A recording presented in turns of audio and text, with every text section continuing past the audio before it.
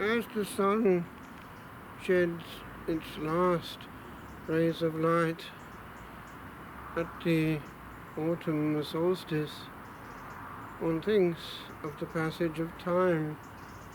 Near here, of course, is the place where this solstice was caught once a year.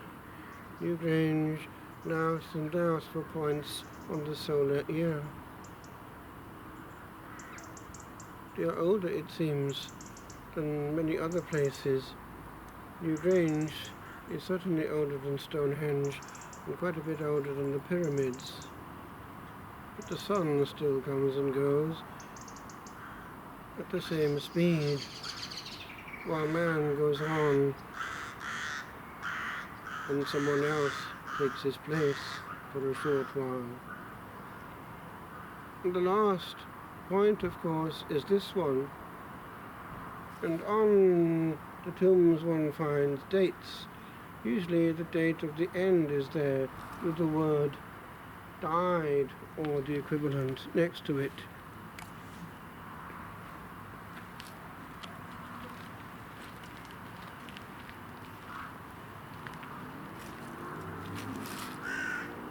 Died 1st of August 1999.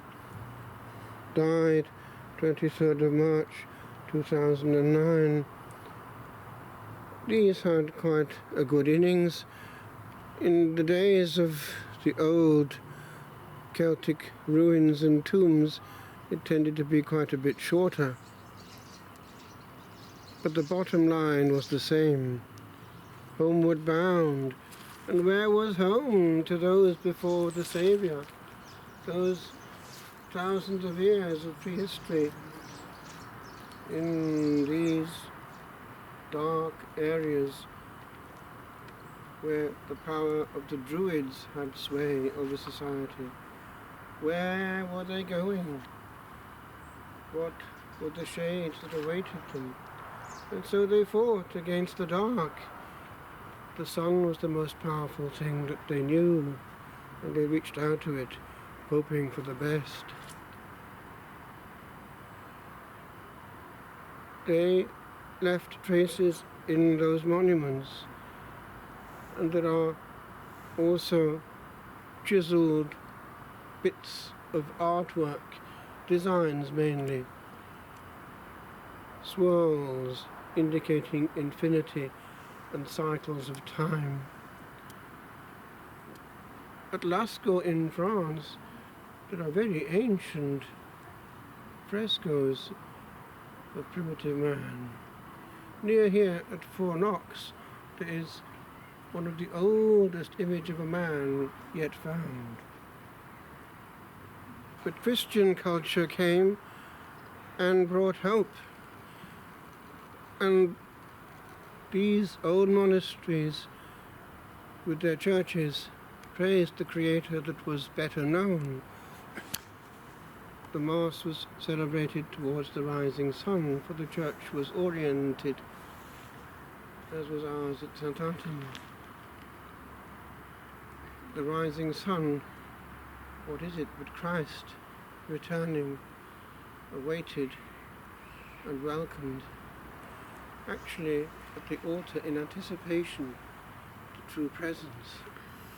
And therefore certainly there was hope. But somehow man was his own worst enemy, and these churches had to be closed and the monasteries around them in these parts because of one man's problem, essentially, Henry VIII. Aren't we thick? For man is doing the same thing to himself even now, pushing away the hope, the means of grace and salvation for immediate satisfaction, and finding it doesn't work. As someone we know well said, I can't get no satisfaction.